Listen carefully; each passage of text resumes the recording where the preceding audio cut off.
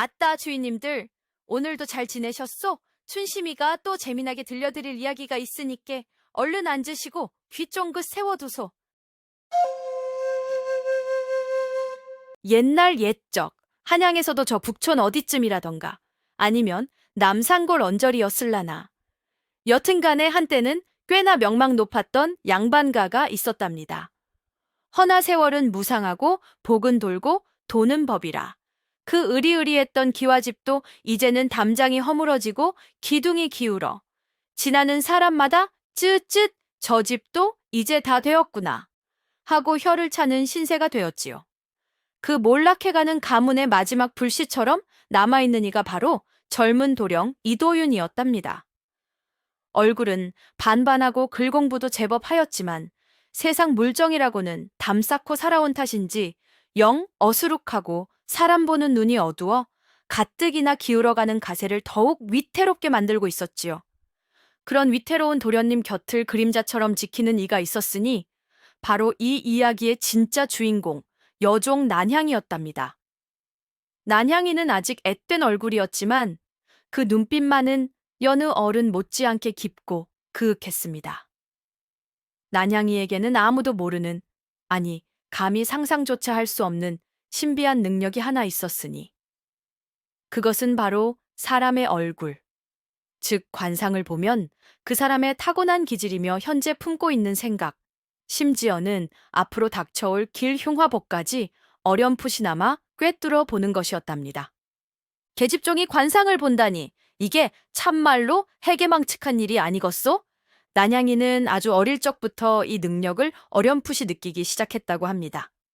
처음에는 그저 다른 사람들보다 눈썰미가 좀 더 좋은가 보다 하고 넘겼지만 나이가 들수록 그 능력이 점점 더 뚜렷해졌지요. 사람의 얼굴에 떠오르는 미묘한 기운의 변화, 눈빛의 흔들림, 입가의 작은 경련 같은 것을 보면 그 사람이 지금 무슨 생각을 하고 있고 앞으로 어떤 일을 겪게 될지가 마치 그림처럼 머릿속에 그려지곤 했다는 것입니다. 하지만 난향이는 이 무서운 능력을 아무에게도 말하지 않았습니다. 행여 요사스러운 재주를 가졌다고 손가락질 받거나 혹은 그 능력을 악용하려는 자들에게 이용당할까 두려웠기 때문이지요. 그래서 그녀는 그저 어수룩한 여종인 척 자신의 비범함을 철저히 숨긴 채 묵묵히 이도윤 도련님 곁을 지키고 있었답니다. 도련님이 사람 잘못 만나 또 손해를 보거나 달콤한 말에 속아 넘어가 가산을 탕진하려 할 때면 속으로는 애가 탔지만 차마 나서서 간언할 용기는 내지 못하고 그저 안타까운 눈빛으로 지켜볼 수밖에 없었지요. 아이고 도련님, 또 저런 간신배의 말에 넘어가시는구나. 저러다 큰일 나실 텐데 하고 속으로만 발을 동동 굴렀답니다. 허허, 이 신비한 능력을 가진 여종 난향이 과연 언제까지 자신의 비밀을 숨기고 살아갈 수 있을까요? 그리고 저 위태로운 이도윤 도련님의 운명은 또 어찌 될꼬? 우리 이도윤 도련님 말입니다. 사람은 참으로 선량하고 마음도 비단결 같았지만 딱 하나 문제가 있었으니 바로 세상 물정에 너무 어둡고 사람을 너무 쉽게 믿는다는 것이었지요. 귀가 얇아서 누가 옆에서 조금만 살살거리며 좋은 말을 하면 그냥 홀랑 넘어가 버리니 이게 참말로 큰 문제였습니다. 부모님께서 물려주신 재산이 그리 많지는 않았지만 그래도 정신만 똑바로 차리고 살면 굶어 죽을 정도는 아니었거든요. 헌데 이 양반이 어디서 이상한 소리를 듣고 와서는 이번에 아주 좋은 투자처가 있다더라. 이것만 하면 앉아서 돈을 벌 수 있다더라. 하는 말에 귀가 솔깃해서는 얼마 남지 않은 가산을 여기저기 찔러 넣기 시작한 것입니다. 처음에는 난향이도 설마 도련님께서도 생각이 있으시겠지 하고 지켜보았지만 이건 뭐 밑 빠진 독에 물 붓기도 아니고 돈이 들어가는 족족 흔적도 없이 사라져버리니 기가 막힐 노릇이었지요. 어떤 날은 아주 징휘한 약재를 헐값에 사들여 되팔면 큰 돈을 벌 수 있다는 장사꾼의 말에 속아 가짜 약자의 더미에 전 재산을 날리기도 하고 또 어떤 날은 아무도 모르는 금맥을 발견했다는 허풍쟁이의 꼬임에 넘어가 황무지나 다름없는 돌산을 덜컥 사버리기도 했답니다. 아이고, 주인님들, 저런 팔랑귀 도련님을 어찌하면 좋단 말이오. 난양이는 최진사라는 그 교활한 늙은이가 처음 도련님께 접근했을 때부터 이미 그의 관상에서 시커먼 탐욕과 음흉한 배신의 기운을 읽었습니다. 최진사는 도윤 도련님, 아버님의 오랜 친구라며 나타나서는 아주 인자하고 걱정스러운 얼굴로 아이고 도련님, 부모님 여이시고 얼마나 상심이 크시오. 내가 이제부터라도 도련님을 친아들처럼 보살펴 드리리다 하고 살살거렸지요. 그리고는 지금 가세가 많이 기울었으니 내가 아주 좋은 방법으로 재산을 불려주겠소. 나만 믿으시오 하며 달콤한 말로 도윤 도련님을 꿰기 시작했습니다. 난향이는 속으로 저 늙은 여우 도련님 등쳐먹을 생각만 가득한 주제에 어디서 착한 척이야 하고 분통을 터뜨렸지만 차마 계집종의 신분으로 도련님께 대놓고 간언할 수는 없었습니다. 그저 도련님이 제발 저 최진사의 속셈을 알아차리기만을 바랄 뿐이었지요. 하지만 어수룩한 우리 도련님, 최진사의 그 번지르르한 말에 홀랑 넘어가 얼마 남지 않은 논밭문서며 집문서까지 최진색에 맡겨버렸으니 아이고 이를 어쩌면 좋단 말이오. 가뜩이나 기울어진 집안이 이제는 풍전등화의 신세가 된 것입니다.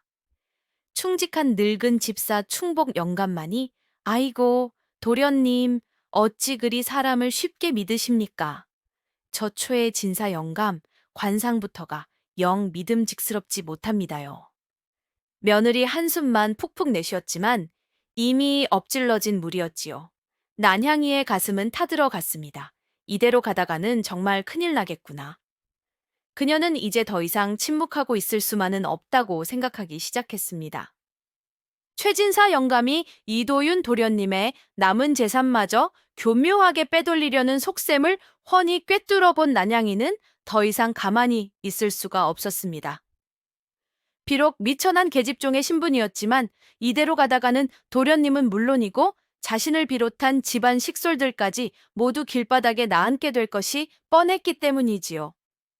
그녀는 며칠 밤낮을 고민한 끝에 마침내 용기를 내어 도련님께 간언하기로 결심했습니다.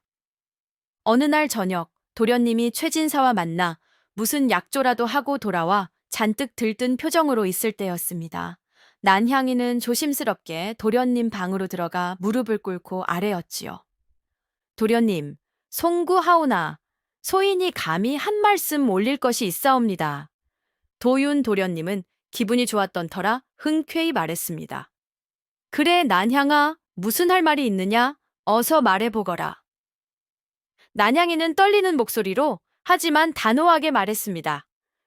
도련님, 부디 최진사 어른을 너무 믿지 마시옵소서. 소인이 미천하여 사람 보는 눈이 정확하다고는 할 수 없사오나. 최진사 어른의 관상을 보아하니 그 눈빛에 간사함이 서려 있고 입가에는 탐욕스러운 기운이 가득합니다. 또한 미간에는 남을 해하려는 검은 그림자까지 드리워져 있으니 이는 필시도련님께 큰 손해를 입히고 배신할 상이옵니다. 부디 지금이라도 그분과의 약조를 다시 한번 생각해 보시옵소서. 난향이는 자신의 관상 능력을 직접적으로 언급하지는 않았지만 자신이 본 바를 최대한 간곡하게 아뢰었습니다.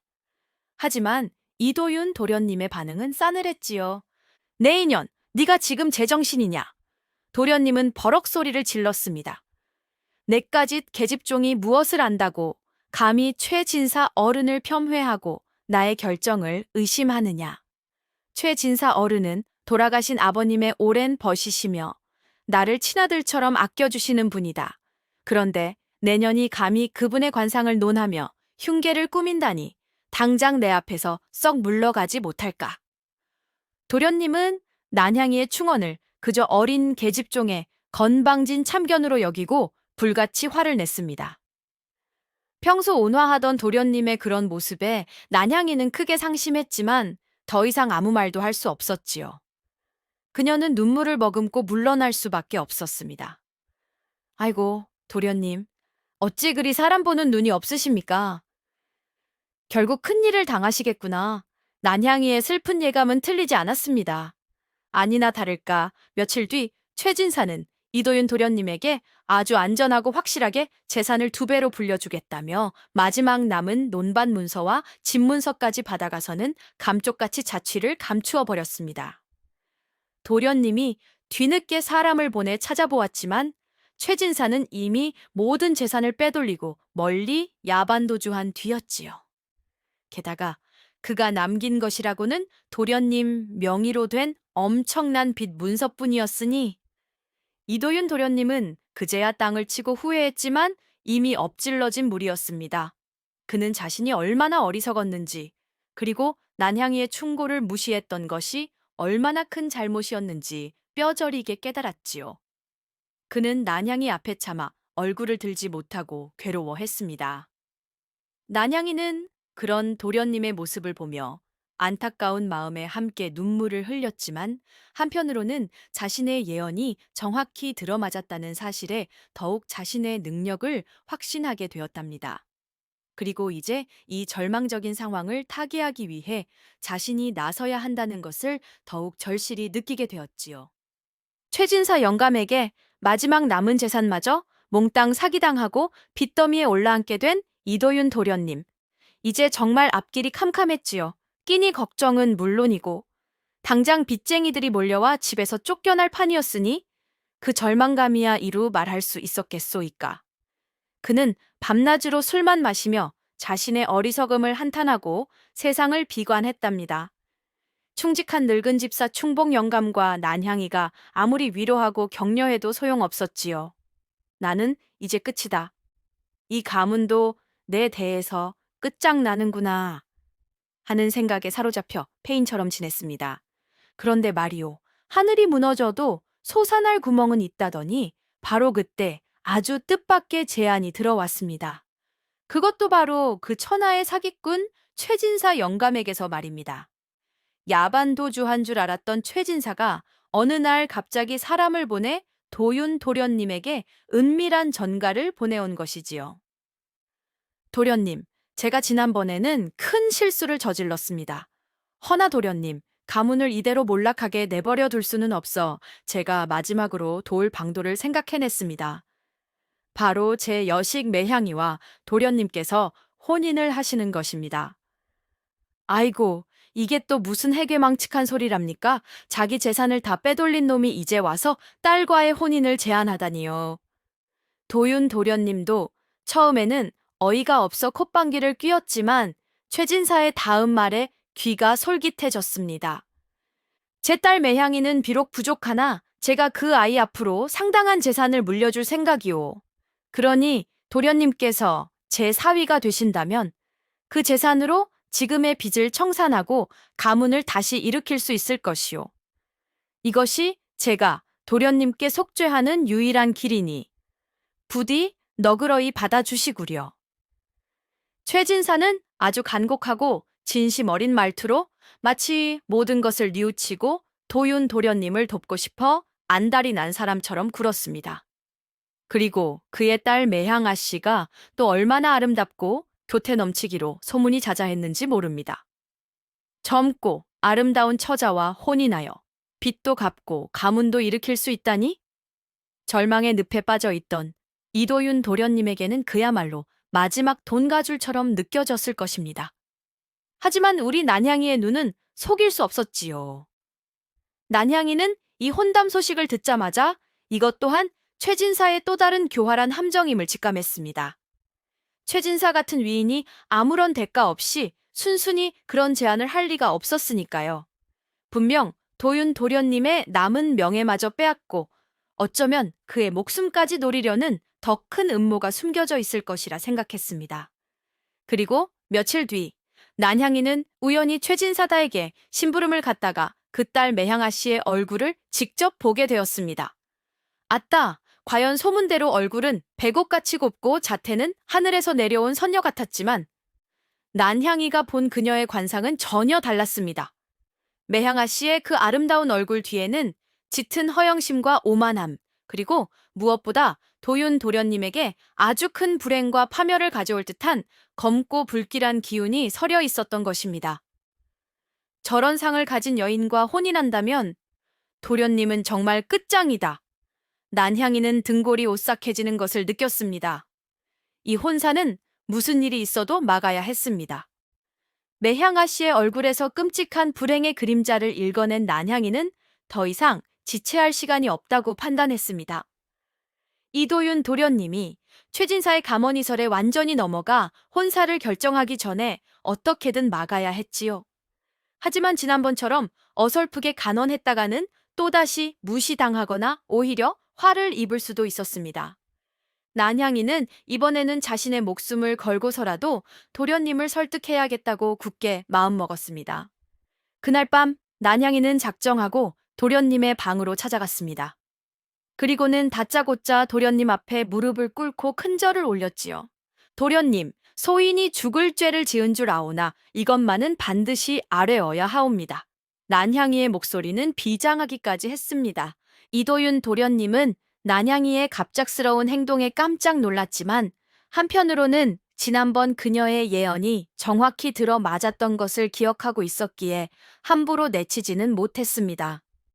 무슨 일이냐, 난향아? 그리 심각한 표정을 하고 어서 말해보거라. 난향이는 눈물을 글썽이며 하지만 단호한 어조로 말했습니다. 도련님, 최진사 댁 매향 아씨와의 혼사는 절대 아니 되옵니다. 그 혼사는 우리 가문을 살리는 길이 아니라 완전히 망하게 하는 길이옵니다. 뭐시라, 도련님은 미간을 찌푸렸습니다. 네가 또 무슨 근거로 그런 말을 하는 것이냐. 최진사 어른께서 나를 돕겠다 약조하셨고 매향아 씨 또한 현숙하기로 소문난 교수인데.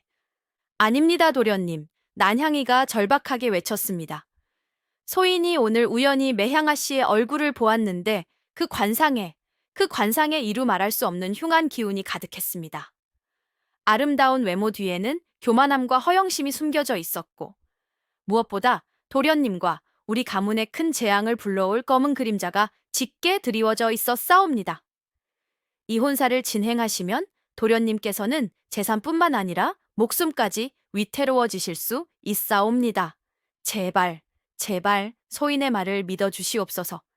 난향이는 눈물로 호소하며 도련님 앞에 머리를 조아렸습니다.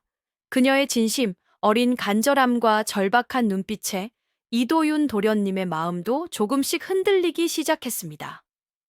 지난번 최진색에 사기당했을 때 난향이의 경고를 무시했던 것을 그는 뼈저리게 후회하고 있었으니까요. 혹시 이번에도 난향이의 말이 맞는 것은 아닐까? 저 아이의 눈빛은 거짓을 말하고 있지 않아. 하지만 동시에 이 혼담은 그에게 마지막 남은 희망처럼 보이기도 했습니다. 이 기회마저 놓치면 정말 모든 것이 끝장날 것 같은 두려움도 있었지요. 도련님은 이러지도 저러지도 못하고 깊은 갈등에 빠졌습니다. 그는 난향이에게 내일 다시 이야기하자며 일단 물러가게 했지만 그날 밤 그는 한숨도 자지 못하고 번민해야 했습니다. 난향이의 말을 믿어야 할까? 아니면 최진사의 제안을 받아들여야 할까? 그의 인생을 좌우할 중대한 선택의 기로에 놓인 것이지요. 이도윤 도련님이 난향이의 간곡한 만류에 흔들리며 혼담을 망설이고 있다는 소식은 곧 최진사의 귀에까지 들어가고야 말았습니다. 최진사는 자신의 계획이 또다시 저 천한 계집종 연 때문에 틀어질 위기에 처하자 분노로 길길이 날뛰었지요. 괘씸한 것, 감히 내 앞길을 막아 전현이 살아있는 한내 계획은 수포로 돌아갈 수도 있겠다. 어떻게든 전현을 먼저 제거해야 한다. 최진사는 이제 인정사정 볼 것 없이 난향이를 없애버릴 흉계를 꾸미기 시작했습니다. 그는 우선 사람을 시켜 난향이에게 억울한 누명을 씌워 관에 고발하려 했습니다. 예를 들면 저 계집종이 집안의 귀한 물건을 훔쳐 달아나려 했다거나 주인인 이도윤을 해치려 했다는 식의 터무니없는 죄를 뒤집어 씌우려 했지요. 하지만 난향이가 워낙 몸가짐이 바르고 흠잡을 데가 없어 그런 식의 모함은 쉽게 통하지 않았습니다. 그러자 최진사는 더욱 악랄하고 직접적인 방법을 생각했습니다. 바로 자객을 보내 밤중에 몰래 난향이를 해치거나 혹은 어디론가 납치하여 멀리 팔아버리려는 무서운 계획을 세운 것이지요. 최진사의 살벌한 음모가 진행되려던 바로 그때 난향이에게는 든든한 조력자가 나타났으니 바로 이도윤 집안의 늙고 충직한 집사 충복 영감이었습니다. 충복 영감은 평생 이씨 집안을 모셔온 사람으로 이도윤 도련님을 친자식처럼 아끼고 걱정했지요. 그는 오래전부터 난향이의 비범한 눈썰미와 지혜를 어렴풋이 눈치채고 있었습니다. 그리고 이번 혼담에 대해서도 난향이와 마찬가지로 최진사를 의심하고 있었고요. 충북 영감은 최진사 택하인들 사이에 떠도는 흉흉한 소문을 우연히 듣게 되었고 직감적으로 난향이가 큰 위험에 처했음을 알게 되었습니다. 그는 즉시 난향이에게 이 사실을 알리고 그녀를 안전한 곳으로 피신시키려 했습니다. 난향아, 어서 몸을 피해야 한다. 최진사 그놈이 너를 해치려 한다는구나. 하지만 난향이는 도망치기보다는 정면으로 맞서 싸우기로 결심했습니다. 영감님, 제가 도망치면 도련님께서는 결국 초의 진사의 계략에 넘어가실 것입니다. 저는 도련님 곁을 떠날 수 없습니다. 어떻게든 초의 진사의 음모를 막아야 합니다. 충복 영감은 난향이의 용기와 결단력에 감탄하면서도 그녀의 안위가 몹시 걱정되었습니다. 그는 이도윤 도련님에게 달려가 모든 사실을 고하며 제발 난향이의 말을 믿고 그녀를 보호해달라고 눈물로 호소했습니다. 도련님, 난향이는 보통 아이가 아닙니다. 그 아이의 말에는 분명 깊은 뜻이 있을 것입니다. 부디 그 아이를 믿어주십시오. 충복 영감의 간절한 호소와 눈앞에 닥친 위협 앞에서 이도윤 도련님은 마침내 중대한 결심을 내리게 됩니다. 충복 영감의 간절한 호소와 눈앞에 닥친 위기 앞에서 이도윤 도련님은 마침내 난향이의 비범함을 직접 확인해 봐야겠다고 결심했습니다. 그동안 반신반의했던 그녀의 관상 보는 능력이 정말 사실인지 아니면 그저 우연의 일치였는지 이번 기회에 똑똑히 가려내고 싶었던 것이지요. 그리고 만약 난향이의 능력이 진짜라면 최진사와의 이 위험한 싸움에서 그녀의 지혜가 절실히 필요하다고 생각했습니다. 다음 날 아침 도윤 도련님은 난향이와 충복 영감을 자신의 서재로 불렀습니다. 그리고는 아주 진지하고 엄숙한 표정으로 난향이에게 말했지요. 난향아, 나는 그동안 너의 충심을 의심한 적이 없다. 허나 네가 말하는 그 관상이라는 것이 참으로 믿기 어려운 일이기에 내가 직접 너의 능력을 확인해 보고 싶구나. 만약 내 능력이 참으로 뛰어나다면 내 너를 전적으로 믿고 따르겠다. 허나 그렇지 않다면 더 이상 헛된 말로 나를 현혹하려 들지 말거라. 도윤 도련님은 난향이에게 일종의 시험을 제안한 것입니다. 난향이는 조금도 당황하지 않고 침착하게 대답했습니다. 도련님, 소인이 감히 도련님을 속이려 한 적은 없습니다. 소인이 아는 한 최선을 다해 도련님의 시험에 응하겠습니다. 도윤 도련님은 고개를 끄덕이고는 첫 번째 시험 문제를 냈습니다. 그는 미리 준비해둔 전혀 안면이 없는 3명의 사내를 방으로 불러들였습니다. 그들은 각기 다른 행색과 표정을 하고 있었지요. 난향아, 저 3사람의 관상을 한번 보아라. 저들 중 누가 정직하고 누가 간사하며 또 누가 지금 큰 고민을 안고 있는지 네가 한번 가려내 보거라.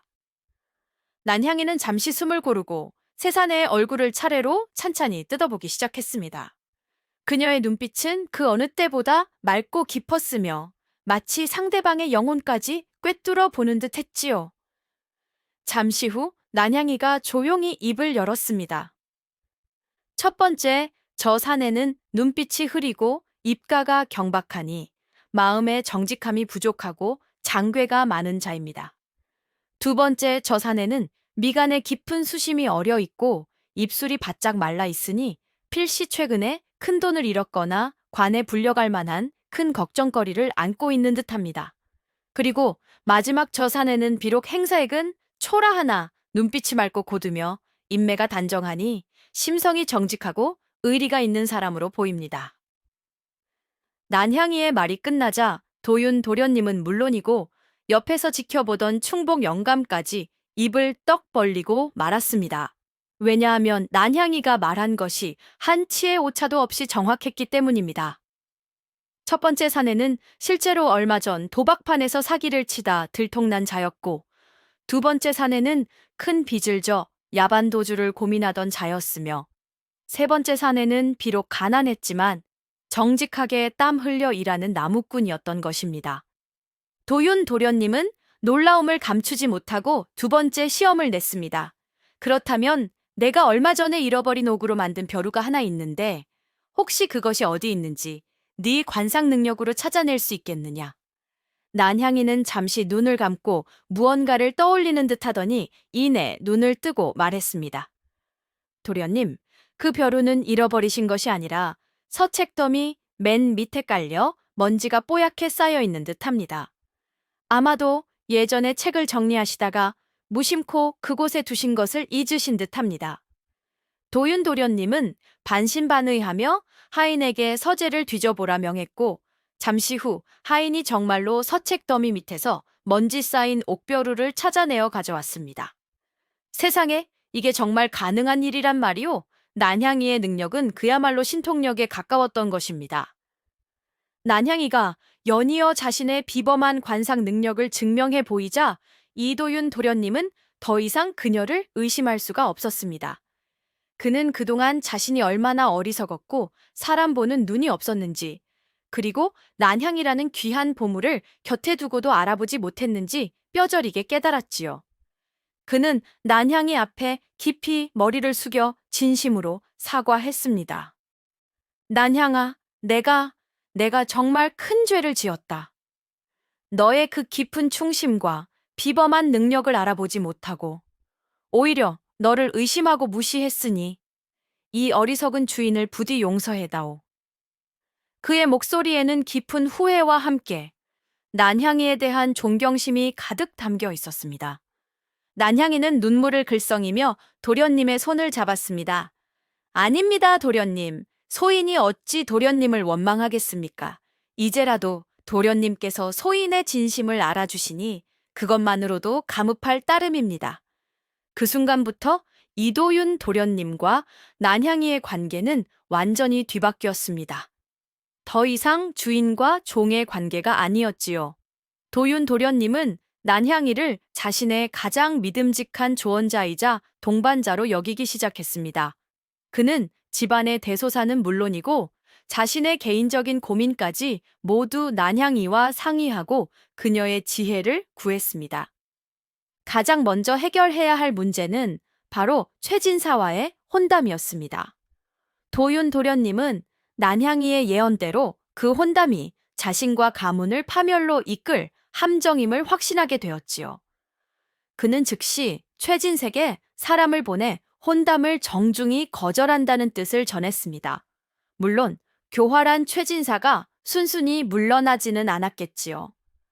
그는 길길이 날뛰며 도윤 도련님을 배은망덕한 놈이라 비난하고 협박했지만 이제 도윤 도련님은 더 이상 예전의 어수룩한 도련님이 아니었습니다. 그의 곁에는 난향이라는 든든한 지혜의 방패가 있었으니까요.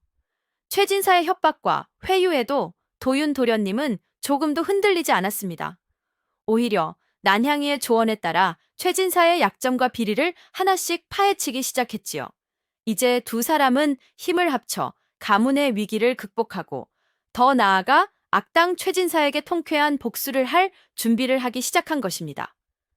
최진사와의 혼담을 파기하고 그의 위협에 맞서기로 결심한 이도윤 도련님과 난향이. 하지만 당장 집안의 재정 상태는 말이 아니었고 최진사 같은 악당과 싸우기에는 힘이 턱없이 부족했습니다. 뭔가 특별한 돌파구가 필요했지요. 바로 그때 난향이의 신비한 관상 능력이 또다시 빛을 발하기 시작했습니다. 그녀는 며칠 동안 도윤 도련님 댁 서구에 틀어박혀 먼지 쌓인 옛 문서들과 족자들을 샅샅이 뒤지기 시작했습니다. 혹시라도 가문을 다시 일으킬 만한 단서나 조상님들의 숨겨진 지혜 같은 것이 남아있지 않을까 하는 생각에서였지요. 그러던 중 난향이는 아주 날고해져서 아무도 거들떠보지 않던 족자 하나를 발견했습니다. 그 족제는 복잡하고 기이한 문양들과 함께 마치 암호처럼 보이는 한시 몇 구절이 적혀 있었지요. 다른 사람들은 그저 오래된 글이미려니 하고 지나쳤겠지만 난향이의 눈에는 그것이 예사롭지 않게 보였습니다. 족제 그려진 인물들의 관상과 한시에 담긴 글귀들이 무언가 중요한 비밀을 암시하고 있는 듯 했거든요. 난향이는 며칠 밤낮을 족자와 씨름했습니다. 그녀는 자신의 관상 능력과 어깨너머로 배운 글솜씨를 총동원하여 족자 속 암호를 해독하려 애썼지요. 그리고 마침내 그녀는 그 족자가 단순한 그림이 아니라 이도윤 도련님의 먼 조상께서 남기신 일종의 비밀 지도와 같다는 것을 깨달았습니다. 족자에 그려진 산의 형세와 강의 흐름, 그리고 특정 인물의 관상에 대한 묘사는 바로 이 집안 어딘가에 숨겨진 비밀 공간과 그 안에 있는 무언가를 가리키고 있었던 것입니다. 난향이는 즉시 이 사실을 도윤 도련님께 알렸습니다. 두 사람은 족자의 암호를 따라 집안 구석구석을 살폈고 마침내 아무도 사용하지 않아 폐쇄되어 있던 오래된 별채의 마루 밑에서 숨겨진 지하 공간으로 통하는 비밀 통로를 발견했습니다. 떨리는 마음으로 통로를 따라 내려가 보니 그곳에는 먼지가 뽀얗게 쌓인 괴짝 여러 개가 놓여 있었습니다. 괴짝을 열어본 두 사람은 깜짝 놀라지 않을 수 없었지요. 그 안에는 아주 오래전에 만들어진 듯한 귀한 약재들의 제조 비법이 적힌 책들과 함께 그 약재들을 만들 수 있는 희귀한 씨앗들, 그리고 심지어는 소량의 금괴와 은덩어리까지 숨겨져 있는 것이 아니겠소? 아이고, 세상에! 이것이야말로 하늘이 내린 기회가 아니고 무엇이겠소이까? 이도윤 도련님의 조상께서는 훗날 가문이 어려워질 때를 대비하여 이렇게 귀한 비법과 재산을 숨겨두셨던 것입니다. 난향이의 비범한 능력이 아니었다면 영원히 땅속에 묻혀있을 뻔했던 보물이었지요. 이제 이 숨겨진 조상의 지혜를 바탕으로 두 사람은 최진색의 통쾌한 방역을 가하고 가문을 다시 일으킬 수 있는 발판을 마련하게 된 것입니다. 조상의 숨겨진 유산을 발견한 이도윤 도련님과 난향이는 이제 더 이상 물러설 곳이 없었습니다. 그들은 이 귀한 약자의 비법과 재산을 미천 삼아 가문을 다시 일으키고 동시에 그동안 자신들을 괴롭혔던 악당 최진색의 통쾌한 복수를 하기로 결심했지요. 하지만 최진사는 여전히 막강한 재력과 권세를 가진 인물이었습니다. 정면으로 맞서 싸우기보다는 지혜로운 계책이 필요했지요. 여기서 또다시 난향이의 비범한 머리가 빛을 발하기 시작했습니다. 난향이는 우선 최진사의 성격과 약점을 정확히 파악했습니다. 그는 몹시 탐욕스럽고 남의 것을 빼앗는 데는 능하지만 정작 자신이 무언가를 만들어내는 능력은 없는 자였습니다. 또한 자신이 남들보다 똑똑하다고 착각하는 오만한 구석도 있었지요. 난향이는 바로 이 점을 역이용하기로 했습니다. 그녀의 계획은 이러했습니다. 우선 자신들이 발견한 약자의 비법 중 아주 일부를 최진색에 슬쩍 흘리는 것입니다. 그리고 마치 자신들이 그 약재를 대량으로 만들어 큰 돈을 벌 수 있는 것처럼 소문을 퍼뜨리는 것이지요. 탐욕스러운 최진사는 분명 그 비법을 빼앗으려 할 것이고 그때 그의 탐욕을 이용하여 함정에 빠뜨리겠다는 속셈이었습니다. 도윤 도련님은 처음에는 너무 위험한 계획이 아니냐며 걱정했지만 난향이의 치밀한 설명과 확신에 찬 눈빛에 결국 그녀를 믿고 따르기로 했습니다. 이제 그는 난향이의 지혜를 전적으로 신뢰하고 있었으니까요. 두 사람은 은밀하게 계획을 실행에 옮겼습니다. 난향이는 일부러 최진사 댁 하인들이 듣는 곳에서 우리 도련님께서 조상 대대로 내려오는 비방으로 만병통치약을 만들고 계신다더라. 그것만 완성되면 한양 제일의 부자가 되는 것은 시간 문제일 것이라는 식의 말을 흘렸습니다. 그리고는 아주 소량의 하지만 보기에도 뭔가 신비해 보이는 약재를 만들어 마치 엄청난 비밀인 것처럼 숨기곤 했지요. 아니나 다를까 이 소문은 금세 최진사의 귀에까지 들어갔습니다. 만병통치약, 한양 제일의 부자? 최진사의 눈이 탐욕으로 번뜩이기 시작했습니다. 난향이가 퍼뜨린 만병통치약 소문은 최진사 영감의 탐욕에 제대로 불을 지폈습니다. 그는 밤낮으로 그 약의 비법을 손에 넣을 궁리만 했지요. 저 어수룩한 이도윤 놈과 어린 계집종이 그런 엄청난 것을 가지고 있을 리가 없다. 필시 과장된 소문이거나 아니면 운 좋게 비법의 일부라도 손에 넣었을 게다. 내가 그걸 빼앗아 제대로 활용하면 한양 제일의 부자는 따놓은 당상이지. 최진사는 그렇게 김칫국부터 마시고 있었답니다. 그는 먼저 하수인들을 시켜 이도윤 도련님 댁을 더욱 철저히 감시하게 했습니다. 난양이가 약재를 구하러 다니거나 혹은 약을 만드는 듯한 기미가 보이면 즉시 보고하라고 일렀지요. 그리고는 직접 이도윤 도련님을 찾아가 아주 강요한 제안을 했습니다. 도련님, 듣자 하니 아주 신통한 약을 개발하셨다면서요? 허허, 역시 명문가의 자손은 다르십니다. 제가 도련님의 그 훌륭한 뜻을 돕고 싶습니다. 제가 가진 재력과 인맥을 동원하여 그 약을 널리 알리고 함께 큰 이익을 얻어보는 것이 어떻겠습니까? 최진사는 아주 인자하고 협력적인 태도를 보였지만 그의 눈빛 속에는 시커먼 욕심이 숨겨져 있었지요. 이도윤 도련님은 난향이와 미리 짜놓은 대로 어수룩하고 귀가 얇은 척 연기를 했습니다. 아이고, 최진사 어른, 정말이십니까? 하지만 이 약은 아직 완성된 것이 아니고 비법 또한 함부로 공개할 수가 없는 것이라 하며 말끝을 흐렸지요. 최진사는 기다렸다는 듯이 도련님을 구슬렸습니다. 염려 마십시오, 도련님. 비법은 당연히 비밀로 해야지요. 다만 저에게만 살짝 그 약의 효능과 재료를 알려주시면 제가 그 가치를 제대로 평가하고 가장 큰 이익을 얻을 수 있는 판로를 열어드리겠습니다. 저를 믿으시지요? 도련님은 못 이기는 척 난향이가 미리 준비해둔 가짜 비법이 적힌 두루마리 일부와 함께 보기에는 그럴듯하지만 실제로는 별 효과 없는 약자의 몇 가지를 최진색에 슬쩍 보여주었습니다. 물론 진짜 중요한 핵심 비법은 쏙 빼놓았지요. 탐욕에 눈이 먼 최진사는 그 가짜 비법과 약재를 진짜라고 철석같이 믿고는 뛸 듯이 기뻐했습니다. 그는 도윤 도련님에게 이 약의 대량 생산과 판매는 제가 전적으로 책임지겠으니 도련님께서는 저에게 모든 것을 맡기시고 수익금만 챙기시면 됩니다.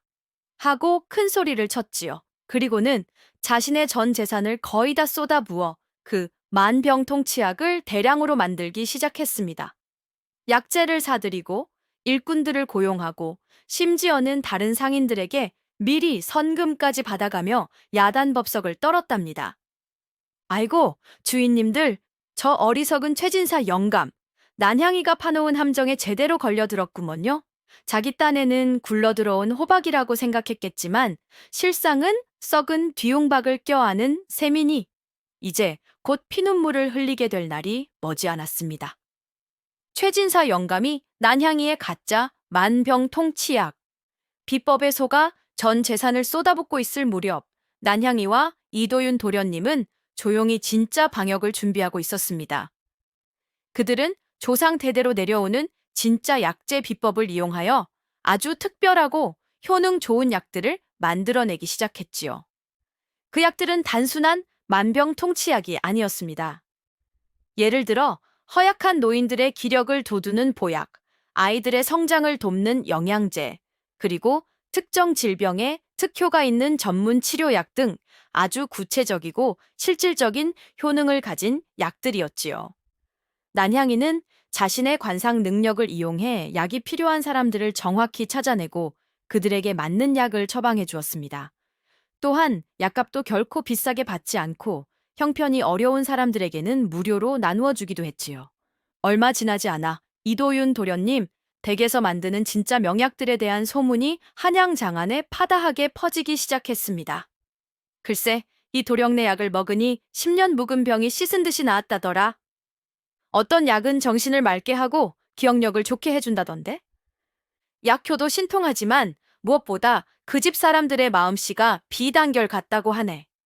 사람들은 이도윤 도련님, 댁 약방으로 구름처럼 몰려들었고 약은 만드는 족족 날개에 돋친 듯 팔려나갔습니다. 가세는 순식간에 회복되었을 뿐만 아니라 이전보다 훨씬 더 큰 부와 명성을 얻게 되었지요. 반면에 최진사 영감은 어떻게 되었을까요? 그가 야심차게 만든 만병통치약은 당연히 아무런 효과도 없는 가짜 약이었으니 사람들에게 사기꾼이라는 비난을 받고 손가셔락질을 당하기 시작했습니다. 약을 사갔던 사람들은 환부를 요구하며 몰려왔고 성음을 주고 약을 주문했던 상인들은 계약 파기를 외치며 그의 멱살을 잡았지요. 게다가 최진사가 그동안 저질렀던 다른 비리들, 즉 고리 대금업으로 백성들의 재산을 착취하고 가짜 약재를 팔아 폭리를 취하고 심지어는 난향이를 해치려 했던 음모까지 하나둘씩 만천해 드러나기 시작했습니다. 그의 관상에 나타났던 그 파멸의 기운이 마침내 현실로 나타난 것입니다. 결국 최진사는 모든 재산을 잃고 관에 끌려가 큰 벌을 받게 되었습니다. 평생 남을 속이고 괴롭히며 살아온 자의 비참한 말로였지요. 그의 몰락을 지켜본 사람들은 모두 꼴 좋다. 하늘의 벌을 받은 것이다. 며느리 통쾌해 했답니다. 악당 최진사가 그렇게 허무하게 몰락하고 이도윤 도련님 댁의 진짜 명약들이 한양 장안에 명성을 떨치게 되자 기울었던 이씨 가문은 그야말로 눈부시게 부활하게 되었습니다. 예전의 명성을 되찾았을 뿐만 아니라 오히려 그보다 더 큰 부와 존경을 받는 가문으로 거듭나게 된 것이지요. 이 모든 것은 오롯이 난향이의 비범한 능력과 지혜 덕분이었습니다. 그녀가 아니었다면 조상의 숨겨진 유산은 영원히 땅속에 묻혀 있었을 것이고 최진사의 간계에 빠져 가문은 풍비박산 났을지도 모를 일이었으니까요. 이도윤 도련님은 이제 더 이상 어수룩하고 무기력한 도련님이 아니었습니다. 난향이와 함께 온갖 시련을 겪고 이겨내면서 그는 진정한 가장으로서 그리고 책임감 있는 양반으로서 성장했지요. 그는 난향이가 이룬 모든 공을 결코 자신의 것으로 돌리지 않았습니다. 오히려 모든 사람들 앞에서 난향이의 지혜와 용기를 칭송하며 그녀가 이 가문의 진정한 은인임을 공공연히 밝혔습니다. 이 모든 것은 난향이 덕분이요. 그녀의 비범한 눈과 지혜가 아니었다면 우리 가문은 이미 역사 속으로 사라졌을 것이요. 난향이야말로 하늘이 우리 가문에 내려주신 복덩이요. 사람들은 처음에는 계집종의 공을 저리 높이 사는 도련님을 의아하게 생각했지만 난향이가 실제로 보여준 놀라운 능력들과 그녀의 겸손하고 바른 몸가짐을 보면서 점차 그녀를 인정하고 존경하게 되었습니다. 그녀는 더 이상 천한 신분의 여종이 아니었지요. 이씨 가문을 구하고 일으켜 세운 그야말로 살아있는 전설과도 같은 존재가 된 것입니다. 집안에는 다시 활기가 넘쳤습니다. 텅 비었던 곳가는 귀한 약재와 곡식으로 가득 찼고 허물어졌던 담장은 새로 쌓였으며 낡았던 기와는 윤기 나는 새 것으로 바뀌었지요. 늙은 집사 충복 영감은 감격의 눈물을 흘리며 난향이의 손을 잡고 아가씨 정말 고맙습니다. 아가씨 덕분에 제가 죽기 전에 이 가문이 다시 일어서는 것을 보게 되었습니다. 하며 기뻐했답니다. 난향이는 자신에게 쏟아지는 칭찬과 존경에도 결코 교만해지지 않았습니다. 그녀는 여전히 겸손하고 묵묵하게 자신의 일을 하며 도윤 도련님을 보필하고 집안을 돌보았지요. 하지만 이제 그녀의 얼굴에는 이전에는 볼 수 없었던 잔잔한 미소와 함께 자신의 능력으로 무언가를 이루어냈다는 자긍심이 어려 있었습니다. 하지만 주인님들, 세상사 좋은 일만 계속될 수는 없는 법이지요. 이도윤 도련님, 가문이 갑자기 부흥하고 특히 난향이라는 여종의 신비한 능력에 대한 소문이 한양을 넘어 궁궐에까지 알려지게 되자 또 다른 검은 그림자가 스멀스멀 다가오기 시작했습니다. 바로 조정의 간신배들과 권력에 눈먼 일부 양반들의 시기와 질투였지요. 아니, 몰락했던 양반가가 하루아침에 저리 큰 부를 쌓았단 말인가. 필시 부정한 방법으로 재물을 모았거나 아니면 요사스러운 술법이라도 부린 것이 틀림없다. 계집종 하나가 관상을 보아 미래를 예언하고 숨겨진 것을 찾아낸다니. 그것이야말로 나라를 어지럽히는 요망한 일이 아니고 무엇인가. 특히 평소 이도윤 가문과 사이가 좋지 않았거나 혹은 그들의 재산을 탐내던 간신배들은 이 기회에 이도윤을 엮어넣어 그의 재산을 빼앗고 난향이를 요망한 술법을 부리는 무녀로 몰아 제거하려는 흉계를 꾸미기 시작했습니다. 그들은 임금님께 이도윤이 요사스러운 계집종과 결탁하여 민심을 현혹하고 국법을 어지럽히고 있으니 엄히 다스려야 한다는 식의 거짓 상소를 올리기까지 했지요.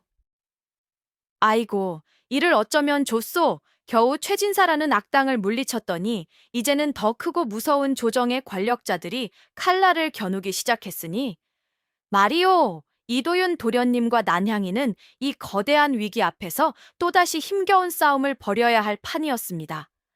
조정에서 파견된 금부도사들이 들이닥쳐 이도윤 도련님을 압송하려 하고 난향이를 요망한 계집이라며 잡아 가두려 했을 때 집안은 또다시 풍전등화의 위기에 휩싸였습니다. 도윤 도련님은 결백을 주장했지만 이미 간신배들의 모함에 넘어간 금부도사들은 막무가내였지요. 바로 그때 난향이가 침착하게 앞으로 나섰습니다. 그녀는 금부도사들을 이끌고 온 가장 높은 직급의 관리 앞에 꿇어앉아 말했지요. 나으리, 소인이 비록 미천한 계집이오나 감히 나으리의 관상을 한번 보아도 되겠사옵니까? 만약 소인의 관상이 틀린다면 어떤 벌이라도 달게 받겠사옵니다. 관리는 어이가 없다는 듯 코웃음을 쳤지만 한편으로는 이 요망하다는 계집종의 능력이 궁금하기도 하여 시험 삼아 허락했습니다. 좋다. 어디 한번 내 관상을 보거라. 만약 헛소리를 짓거린다면 내년에 목이 달아날 줄 알아라. 난향이는 잠시 관리의 얼굴을 유심히 살펴보더니 조용히 입을 열었습니다. 나으리께서는 최근 밤잠을 제대로 이루지 못하시고 소화 또한 잘 되지 않아 속이 늘 더부룩하시며 특히 오른쪽 어깨에 오래된 통증을 앓고 계시지 않으십니까? 그리고 얼마 전 아주 아끼시던 갑오 하나를 도둑 맞아 상심이 크신 듯합니다. 난향이의 말이 끝나자 관리의 얼굴이 하얗게 질렸습니다. 난향이가 말한 것이 하나도 틀림없이 정확했기 때문입니다. 그는 자신의 건강 상태와 갑오도난 사건을 아무에게도 말한 적이 없었거든요. 네, 네가 어찌 그것을...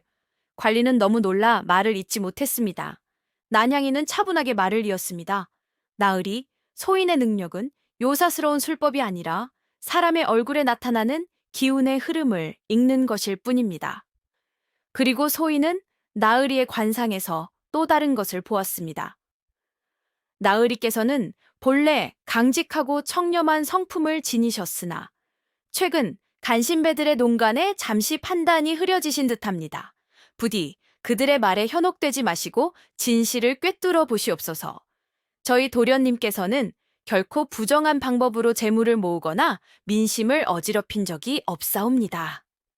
난향이의 당당하면서도 진심 어린 말에 그리고 그녀의 신통한 능력에 감복한 관리는 다시 사건을 면밀히 조사하기 시작했습니다. 그리고 마침내 이도윤과 난향이를 모함하려 했던 간신배들의 추악한 음모를 밝혀내고 그들을 엄벌에 처했지요. 이렇게 난향이는 또다시 자신의 비범한 능력으로 가문과 자신의 목숨을 구했을 뿐만 아니라 조정의 간신배까지 몰아내는 큰 공을 세우게 되었습니다.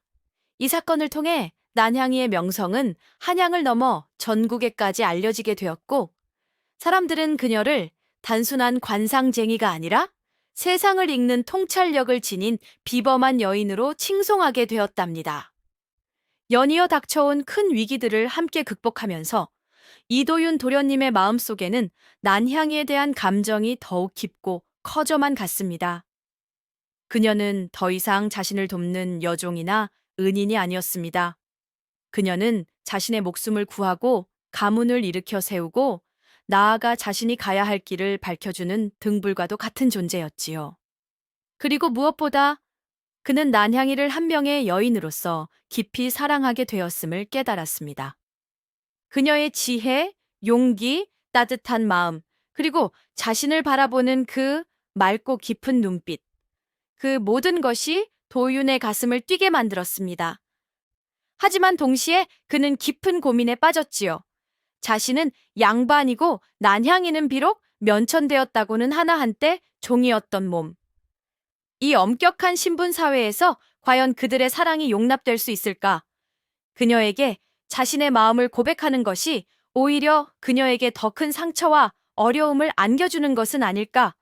도윤은 며칠 밤낮을 번민했습니다. 하지만 난향이에 대한 사랑은 그의 모든 두려움과 망설임을 뛰어넘을 만큼 강렬했지요. 그는 마침내 용기를 내어 자신의 진심을 전하기로 결심했습니다. 달빛이 교교한 어느 날 밤, 도윤은 난향이를 정원이 아름다운 별채로 불렀습니다. 그리고는 떨리는 목소리로 하지만 진심을 다해 자신의 마음을 고백했지요. 난향아. 그의 목소리에는 애틋함이 가득했습니다. 나는 너를 연모한다. 네가 없었다면 나는 지금의 내가 될 수 없었을 것이다. 너는 내 삶의 전부이며 내 심장의 고동이다.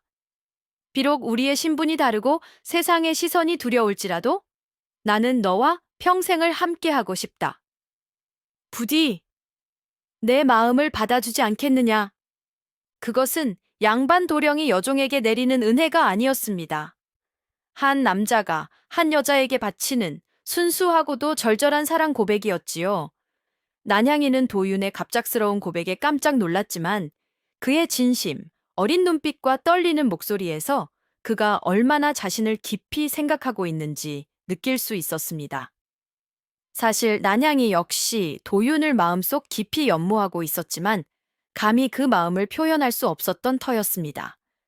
이도윤 도련님의 진심 어린 고백을 받은 난향이의 마음은 기쁨과 함께 깊은 고민에 휩싸였습니다.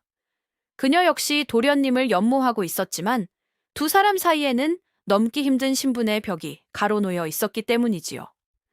자신이 도련님의 앞길에 누가 되지는 않을까, 세상 사람들의 손가락질을 받게 하지는 않을까 하는 걱정이 앞섰습니다. 도윤 도련님은 그런 난향이의 마음을 알아차리고는 그녀에게 완전한 자유를 주겠다고 약속했습니다. 난향아, 나는 너를 내 곁에 억지로 묶어두고 싶지 않다. 너는 이제 자유로운 몸이니 네가 원하는 삶을 선택할 권리가 있다. 만약 네가 나를 떠나 다른 삶을 살고 싶다면 나는 기꺼이 너를 보내줄 것이다. 그리고 네가 어디서든 행복하게 살아갈 수 있도록 내가 가진 모든 것을 지원해주겠다. 이것이 내가 너에게 해줄 수 있는 최소한의 도리이자 내 진심이다. 도윤 도련님의 말에는 한치의 거짓도 없었습니다. 그는 난향이를 진심으로 사랑했기에 그녀의 행복을 위해서라면 기꺼이 그녀를 떠나보낼 각오까지 하고 있었던 것이지요. 난향이는 도윤 도련님의 그 깊은 배려와 진심에 다시 한번 감동했습니다. 그녀는 며칠 동안 깊이 생각하고 또 생각했습니다. 자신에게 주어진 이 자유를 어떻게 사용해야 할까? 정말 도련님 곁을 떠나 새로운 삶을 시작해야 할까? 하지만 아무리 생각해도 그녀의 마음은 이미 한 곳을 향하고 있었습니다. 바로 이도윤 도련님이었지요. 그와 함께 겪었던 수많은 시련들, 서로를 믿고 의지하며 만들어 온 깊은 유대감, 그리고 무엇보다 그를 향한 자신의 깊은 사랑은 이미 그녀의 삶에서 가장 중요한 부분이 되어 있었습니다. 그리고 난향이는 자신의 관상 능력으로 두 사람의 미래를 어렴풋이나마 엿보았습니다. 그곳에는 신분의 차이나 세상의 시련을 뛰어넘어 서로를 아끼고 존중하며 함께 행복을 만들어가는 두 사람의 모습이 그려져 있었지요. 마침내 난향이는 결정을 내렸습니다. 그녀는 이도윤 도련님 앞에 나아가 떨리지만 단호한 목소리로 자신의 마음을 전했습니다. 도련님, 아니 서방님, 소인에게 이리 큰 자유와 선택의 기회를 주시니 몸 둘 바를 모르겠습니다. 하지만 소인이 진정으로 원하는 삶은 다른 어디도 아닌 바로 서방님 곁에서 함께하는 것입니다. 부디 부족한 저를 평생의 반려로 받아주십시오. 난향이의 그 대답에 이도윤 도련님의 얼굴에는 세상 그 무엇과도 바꿀 수 없는 기쁨의 미소가 환하게 피어났습니다. 그렇게 난향이는 이도윤 도련님의 정식 아내가 되어 얼굴 읽는 안주인으로 불리며 집안을 평화롭고 풍요롭게 다스리게 되었습니다. 물론 처음에는 양반 사회에서 어찌 상거 출신을 정실부인으로 맞이할 수 있느냐며 뒤에서 수군거리는 소리도 있었지만 난향이의 비범한 지혜와 덕망, 그리고 이도윤 도련님의 굳건한 믿음 앞에서 그런 소리는 곧 잦아들었지요. 난향이는 안주인이 되어서도 결코 자신의 능력을 사사로이 사용하거나 교만해지지 않았습니다. 오히려 더욱 겸손하고 신중하게 자신의 관상 능력을 좋은 일에 사용했지요. 예를 들어 집에 찾아오는 손님들의 관상을 보아 그들의 숨겨진 속셈이나 어려움을 미리 알아차리고 도윤 도련님이 현명한 판단을 내릴 수 있도록 조용히 조언했습니다. 덕분에 도윤 도련님은 예전처럼 사기를 당하거나 간신배들에게 이용당하는 일이 없어졌고 오히려 주변 사람들로부터 사람 보는 눈이 정확하고 일 처리가 공정하다는 칭찬을 받게 되었지요. 또한 난향이는 억울한 일을 당했거나 어려운 처지에 놓인 사람들의 관상을 보아 그들에게 실질적인 도움을 주기도 했습니다. 병든 사람에게는 어떤 약재가 필요한지 알려주고 가난한 사람에게는 어떻게 하면 자립할 수 있는지 지혜를 나누어 주었지요. 그녀의 도움으로 많은 사람들이 위기에서 벗어나 새로운 삶을 찾게 되었으니 그 덕망이 어찌 높다 하지 않을 수 있겠소이까. 집안 살림 또한 그녀의 손길 아래 더욱 번창했습니다. 그녀는 아랫사람들을 공정하고 따뜻하게 대했으며 재물을 허투루 쓰지 않고 알뜰하게 관리하여 가산을 크게 불렸습니다. 그러면서도 인색하지 않아 흉년이 들거나 어려운 일이 생기면 가장 먼저 곳간을 열어 백성들을 구휼하는 데 앞장섰지요. 사람들은 처음에는 그녀의 신비한 능력을 두려워하거나 신기해했지만 점차 그녀의 따뜻한 마음과 지혜로운 행동에 감화되어 진심으로 그녀를 존경하고 따르게 되었습니다.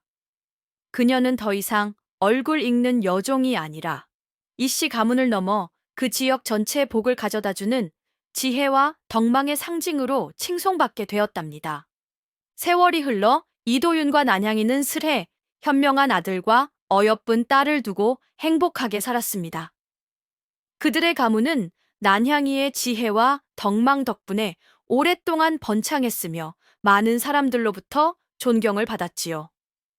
난향이는 나이가 들어서도 여전히 맑은 눈으로 사람들의 얼굴을 읽고 그들의 어려움을 덜어주려 애썼습니다. 그리고 자신의 그 신비한 관상 능력과 삶을 통해 얻은 지혜를 그냥 썩히는 것이 안타까워 그것들을 기록으로 남기거나 혹은 마음이 통하는 몇몇 제자들에게 그 비법을 전수해 주었다고 합니다. 그녀가 남긴 기록에는 단순히 관상을 보는 기술뿐만 아니라 사람의 마음을 읽고 세상을 살아가는 지혜, 그리고 무엇보다 바르고 선한 마음을 가져야 좋은 운명을 만들 수 있다는 깊은 가르침이 담겨 있었다고 하네요. 예를 들면 이런 가르침이었지요. 얼굴은 마음의 거울과 같으니 늘 마음을 바르게 닦아야 얼굴빛이 맑아지고 좋은 기운이 모여든다. 눈빛이 흐리고 입가가 경박한 자는 가까이 하지 말 것이며 이마가 넓고 턱이 두툼하며 눈빛이 깊은 자는 귀히 여겨야 한다. 탐욕스러운 자는 반드시 그 얼굴에 파멸의 그림자가 드리우니 재물에 눈이 멀어 의리를 저버리는 어리석음을 경계해야 한다. 난향이의 이러한 가르침은 단순한 관상수를 넘어 인간의 본성과 삶의 이치를 통찰하는 깊은 지혜로 여겨져 후대 사람들에게 큰 영향을 미쳤다고 합니다. 어떤 이들은 그녀를 여신선이라 부르며 신성시하기도 했고, 또 어떤 이들은 그녀의 이야기를 통해 삶의 용기와 희망을 얻었다고 하지요. 비록 그녀의 신비한 능력이 정확히 무엇이었는지, 그리고 그 비법이 어떻게 전해졌는지에 대해서는 여러 가지 설이 분분하지만 중요한 것은 그녀가 남긴 지혜와 가르침이 오랫동안 사람들의 마음속에 살아 숨쉬며 좋은 영향을 끼쳤다는 것이겠지요. 그렇게 관상으로 운명을 개척하고 사랑을 이룬 여종 난향의 이야기는 한 세대가 가고 또 다른 세대가 와도 마치 밤하늘의 별처럼 시대를 초월하여 사람들의 입에서 입으로 전해지는 아름다운 전설로 남게 되었습니다. 사람들은 난향이의 이야기를 통해 많은 것을 깨달았습니다. 타고난 신분이나 주어진 환경보다 더 중요한 것은 바로 한 사람의 능력과 의지, 그리고 진실한 마음이라는 것을. 그리고 아무리 어려운 역경 속에서도 희망을 잃지 않고 지혜와 용기로 맞서 싸운다면 능히 자신의 운명을 바꾸고 더 나아가 주변 사람들에게까지 좋은 영향을 미칠 수 있다는 것을 말이지요. 또한 난향이의 이야기는 사람들에게 사람 보는 눈의 중요성을 일깨워 주었습니다. 겉모습이나 화려한 말솜씨에 현혹되지 않고 상대방의 진정한 내면과 가능성을 꿰뚫어 볼 수 있는 지혜야말로 세상을 살아가는 데 있어 가장 중요한 능력 중 하나라는 것을 가르쳐 주었지요. 오늘날까지도 어딘가에서는 난향이처럼 남다른 통찰력으로 사람들을 돕고 세상을 밝히는 이들이 있을지도 모릅니다. 혹은 우리들 마음속에도 난향이처럼 숨겨진 잠재력과 지혜가 있을지도 모르지요. 중요한 것은 그것을 발견하고 좋은 일에 사용하려는 의지일 것입니다. 자, 주인님들, 오늘 춘심이가 들려드린 얼굴 읽는 여종, 난향 이야기는 여기까지랍니다. 참말로 흥미진진하면서도 가슴 뭉클한 사연이었지요. 부디 주인님들께서도 난향이처럼 지혜로운 눈으로 세상을 바라보시고 또 이도윤 도령처럼 진실한 마음을 알아보는 복을 누리시기를 바라겠소이다. 아이고, 오늘도 신나게 이야기 보따리를 풀었더니 목이 다 칼칼하네. 이 춘심이가 다음에도 더 재미난 이야기 들고 올 수 있도록 주인님들 구독이랑 좋아요 좀 꾹 눌러주시면 참말로 감사하겠소이다. 춘심이는 이만 물러가겠습니다요. 다음에 또 뵙시다. 고맙소이다.